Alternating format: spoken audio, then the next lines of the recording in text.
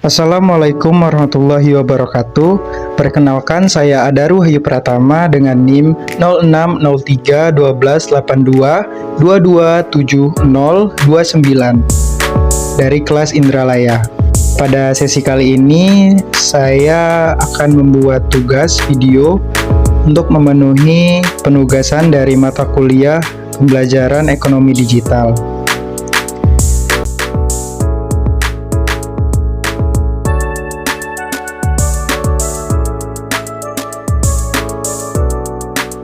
Assalamualaikum warahmatullahi wabarakatuh. Halo anak-anak semua, bagaimana kabarnya hari ini? Semoga kalian semua dalam keadaan sehat ya. Kembali lagi bersama Pak Wahyu dalam mata pelajaran ekonomi. Jadi pada pertemuan kali ini kita akan membahas terkait sistem pembayaran. Sistem pembayaran ini sangat penting ya, terutama bagi kehidupan sehari-hari. Namun sebelum Bapak menjelaskan, ada beberapa tujuan pembelajaran kita pada pagi hari ini. Yang pertama, peserta didik dapat mengetahui pengertian dari sistem pembayaran, kemudian peserta didik dapat mengetahui jenis-jenis sistem pembayaran, dan peserta didik dapat menganalisis peranan sistem pembayaran dalam kehidupan sehari-hari. Lalu apa sih itu sistem pembayaran? Jadi sistem pembayaran itu adalah sistem yang mencakup seperangkat aturan, lembaga, dan mekanisme yang digunakan untuk melaksanakan pemindahan dana guna memenuhi sesuatu kewajiban yang timbul dari suatu kegiatan ekonomi. Nah, jadi sistem pembayaran itu seperti cara kita membayar atau mengirim uang untuk membeli barang atau membayar jasa. Misalnya, saat kita membeli makanan, kita memberi uang ke penjual. Nah, sistem pembayaran ini terdiri dari aturan, tempat, dan cara-cara yang membantu kita mengirim uang dengan aman supaya semuanya berjalan dengan baik. Lalu, apa sih fungsi sistem pembayaran itu?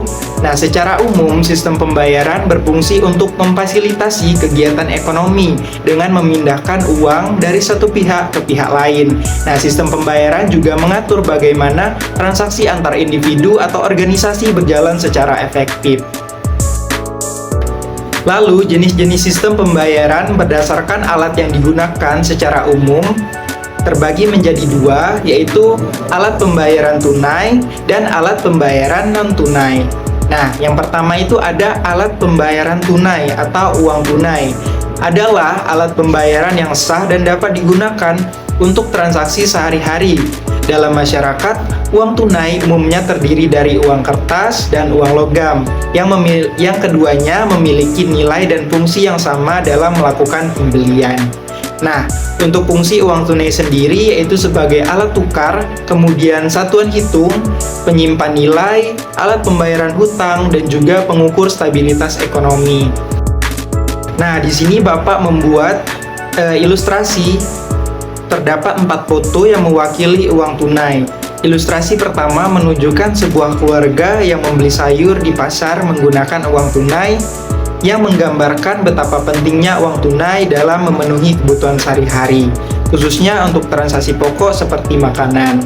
Kemudian gambar kedua menampilkan uang kertas yang memiliki nilai lebih besar jika dibandingkan dengan uang logam seperti 1.000, 5.000, atau 10.000 rupiah, dan sering digunakan untuk transaksi yang lebih besar. Kemudian gambar yang ketiga itu ada uang tunai dengan simbol rupiah, menjadi bagian tak terpisahkan dalam kehidupan sosial kita, membawa makna lebih dalam di balik setiap transaksi yang terjadi. Dan terakhir yaitu gambar uang logam yang menggambarkan alat pembayaran yang praktis dan tahan lama, meskipun nilainya lebih kecil. Uang logam juga digunakan untuk transaksi sehari-hari dan memberikan kemudahan dalam memberikan kembalian. Dengan desain yang mencerminkan budaya atau sejarah, uang logam tetap menjadi bagian penting dalam sistem ekonomi dan interaksi sosial. Kemudian ada alat pembayaran non-tunai, yaitu pembayaran yang menggunakan berbagai media atau instrumen selain uang tunai, seperti kartu kredit, kartu ATM, kartu debit, dan e-wallet. Di zaman sekarang ini pastinya anak-anak semua sudah tidak asing lagi ya dengan sistem pembayaran non-tunai.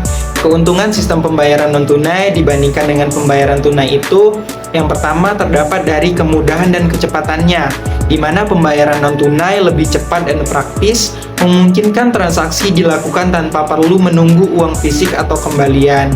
Kemudian ada keamanan, di mana pembayaran non-tunai itu lebih aman karena dilengkapi dengan sistem perlindungan digital seperti enskripsi dan autentifikasi yang mengurangi risiko kehilangan atau pencurian uang. Kemudian yang ketiga ada rekam jejak transaksi, di mana setiap transaksi non-tunai itu tercatat secara digital yang memudahkan pencatatan dan pelaporan keuangan serta mengurangi risiko kesalahan. Dan yang keempat ada fleksibilitas, di mana uang non-tunai memungkinkan transaksi jarak jauh dan pembayaran melalui berbagai platform seperti kartu, aplikasi, dan sebagainya. Kemudian yang kelima itu mendukung ekonomi digital, di mana pembayaran non-tunai mempercepat perkembangan ekonomi digital dengan memfasilitasi e-commerce dan transaksi online. Nah, itulah tadi fungsi dari alat pembayaran non-tunai yang memberikan kemudahan, efisiensi, dan keamanan.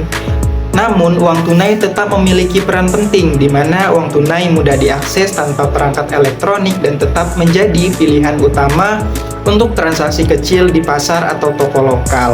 Selain itu, uang tunai memberi rasa nyata dalam bertransaksi dan mengingatkan kita untuk lebih bijak dalam pengelolaan pengeluaran.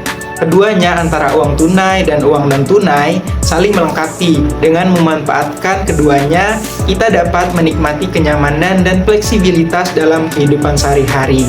Nah, mungkin itu saja ya materi terkait sistem pembayaran pada pertemuan kali ini. Semoga bermanfaat bagi kalian semua. Bapak minta maaf jika ada kesalahan kata. Bapak akhiri, wassalamualaikum warahmatullahi wabarakatuh.